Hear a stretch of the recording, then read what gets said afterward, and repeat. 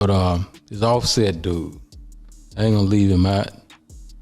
I'm just real like this, because, they be throwing rocks and hiding their hand. Hey, first off, y'all niggas on my real brother. I don't know what y'all niggas got, what the fuck nigga got going on. Y'all niggas speaking on my real brother.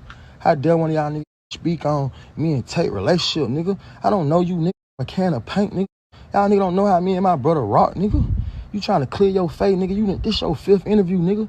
You done did about my brother, nigga. You ain't think about it, mama.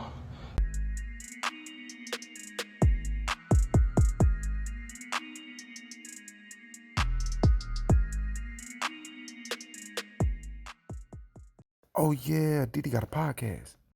Man, welcome back to another episode of the Ruling Class Podcast. And of course, I'm your host, Diddy, back up in this witch with another video. If you're new to the show, please know that I'm thirsty to grow and to drink some of this water. You can help me out by liking this video and subscribing to the channel. But don't worry, I'm going to give you a sec to do that to help me out. Just hit that like button for me. I appreciate you. So listen, for those of you who don't know, and I'm going to assume that most of you won't know because I don't, and I'm not sure if I know anybody else in real life who actually watches it anymore, but one of the most satanic events that takes place every year took place 2 days ago, which was the Grammys, right? And they definitely didn't disappoint as far as being satanic. They was definitely just as satanic this year, but that's not what this video is about. If you would like for me to break that Grammy performance down or the event down itself, on how satanic it was and the meanings behind some of the things that they were doing. If you're into that type of stuff, I do have the knowledge as it pertains to that. And if you would like to see that breakdown, comment the word Grammy in the comment section. If enough of you comment the word Grammy, not only will I make a video on it, but I'll drop it today as well. I'll give you all 2 videos in one day, which I almost never do. But specifically for this video, what we want to talk about is a performance that took place during the Grammys, which was by Migos rapper Quavo, which was a tribute song to the rapper Takeoff, which is Quavo's nephew, who unfortunately lost his life late last year, while they were in Houston, right? And what I want to do is kind of not necessarily cover the performance, but cover something that's related to the passing of Takeoff, right? And I want to show you all just how evil some of these people in the industry are, or a lot of these people, most of these people in the industry are, I would argue, that you all worship. A lot of these people you all love and look up to and admired and want to be like. And I'm going to show you just how evil these people are. And I don't know how you can be any more heartless than what was portrayed in this particular podcast interview that we're going to talk about. And I'm not talking about Quavo. I'm not talking about his tribute song. Instead, I'm talking about this guy by the name of Jay Prince, right? Based out of Houston. A lot of you will know who that is. A lot of you won't. He's the CEO of Rap-A-Lot Records. He is also the quote-unquote boss of Mob Ties, or whatever that means. They kind of talked about that in the interview, but I think that it's pretty self-explanatory, in my opinion, on what Mob Ties is and what that means. But anyways, that's neither here nor there.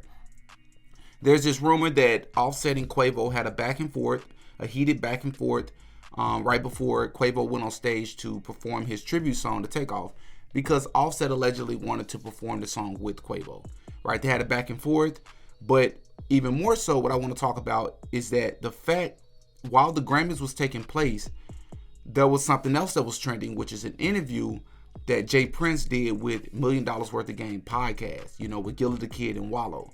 And so during this interview, the point of the interview itself was for Jay Prince and his family to kind of clear up any rumors that they had anything to do with Takeoff's death, right? And I don't think it's a coincidence that all of this took place around the same time, but that's a conversation for another day as well. I don't think that's a coincidence. But there's an excerpt from the interview itself where Jay Prince decided to go at Offset, right? And a lot of people didn't like that he went at Offset the way that he did. So let's take a listen before we talk about it. But this Offset dude, I ain't gonna leave him out. I'm just real like this, because, niggas be throwing rocks and hiding their hand, right? They be throwing rocks and hiding their hand. And I don't like them kind of individuals, and the truth of the matter is, one can dance and different things in front of these different cameras and all that kind of shit.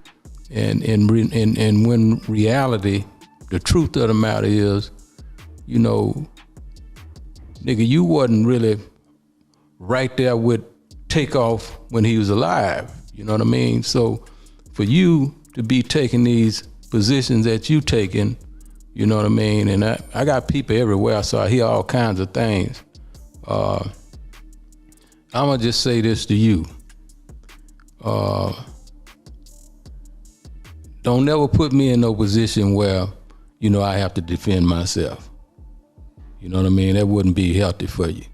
And, you know, I have to say that. I hate, but it's $1 million worth of game. You know what I mean? It's $1 million worth of game, and I'm gonna give it to him right on $1 million worth of game, because I ain't gonna throw rocks and hide my hand. I'm gonna just let it be known, you know, to him, because I hear what's being said. And it's all love after that.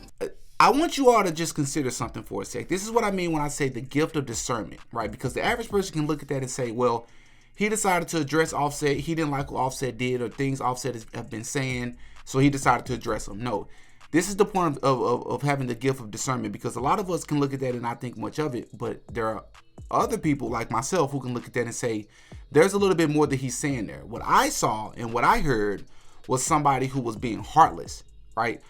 You're talking about Offset is Takeoff's cousin, right? Takeoff is gone. You got to imagine the amount of grief and pain that Takeoff is in right now. And for you to go on a podcast and to address this man as if you don't have their number, like you can't get their number, like you can't talk to them in private or on the phone, I don't know how much more heartless you can be. I don't know how much more evil you can be when you get on there and you're talking this tough, rah-rah talk. Another thing you got to take into consideration is that this is Jay Prince. And whether you know who this is or not, this is a guy with a reputation that has a lot of rumors surrounding his name. I don't know how true they are, of things that he's done in the streets, things that he's done to become successful, things that he's done to other people, and how dangerous he is, right? And different connections that he has. When he gets on a podcast or on the internet in general, and he's saying something like that to Offset, me personally, I saw it as a threat.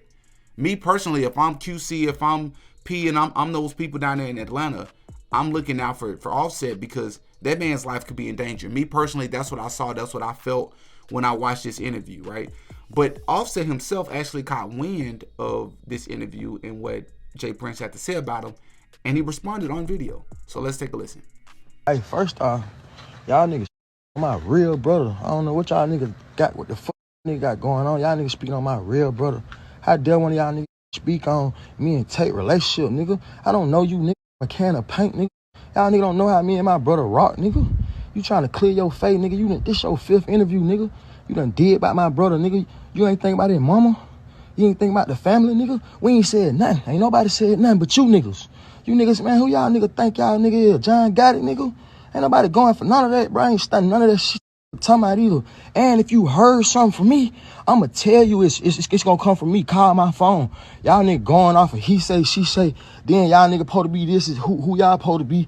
And y'all nigga on interviews and it out on an interview. Talking about, I said this. Nigga, call my phone, homie. You call my phone, we'll have a conversation. They gonna talk about all that internet games. I don't do. Me personally, I'm not somebody who's with the drama. I'm somebody who like to de-escalate situations and get on good terms with people if possible. But in this particular case, I don't see anything wrong with Offset and with his response. Right? You're talking about his family. You're talking about somebody he saw like a brother. You're talking about somebody that lost their life. And everybody grieve and everybody deals with pain in their own way. And so for you to get on the internet and see that this man is going at you publicly in front of the world, millions of people have seen this by this point. You know, I would be offended as well. I wouldn't appreciate it. So I understood his response. I do hope, though, that these people can kind of find a way to kind of talk this out, and we don't see any more bloodshed. We don't see anybody else losing their life. We don't see any more drama, because I think we see enough of this, enough evil in the world already, let alone the so-called black community. You know, so this is just another situation that can escalate and turn into something else, and I pray to God that it does not. You know, but I thought it was important to make this video, because when you have situations like this, man, you got to be able to point out evil people in the industry. And you had a man like Jay Prince and his family who have a reputation of extorting people, and, you know, which is only black people. By the way, I just want to put that out there. But he claims himself that he don't extort people. He talked about that in the interview with $1 Billion Worth of Game as well. When you hear Houston, you hear mob ties. And some people would say that it's some type of protocol for people to check in when they come to the city. And this coming from a person like me and Gil we ain't never check in when we came to the city. So is there supposed to be a certain protocol for people to check in? No, and I begin with me, and then he can speak, and they can speak for the other generation. But I'm a never, you know what I mean? We don't have time for no suckers like that. Now a lot of people from the different police departments and all these different people want to insinuate like we extorting people. They have to check in. Man, that ain't no money in that. I just thought it was important to make this video to point out that these people are evil, and these people don't really care the way that they say that they care about other human beings. I think it's about money. I think it's about power, and I think it's about, quote unquote, it says about respect, but I think it's more about money and power for a lot of these people. And I think this is a perfect example, because if you was really on that podcast just to clear up your name, man, just clear up your name, leave it there, no drama, no threats, no nothing. And then if it's something else you need to clear up, you can clear it up in privacy. But the fact that you felt like you had to flex your position and flex who you are in your power on this podcast by sending a message out to Offset, who's grieving, and he don't know because he wasn't there. He don't know what happened to his cousin, right? He don't know all the answers. He's upset. I would think that you'd understand that as somebody who claimed that he also lost people in his life as well.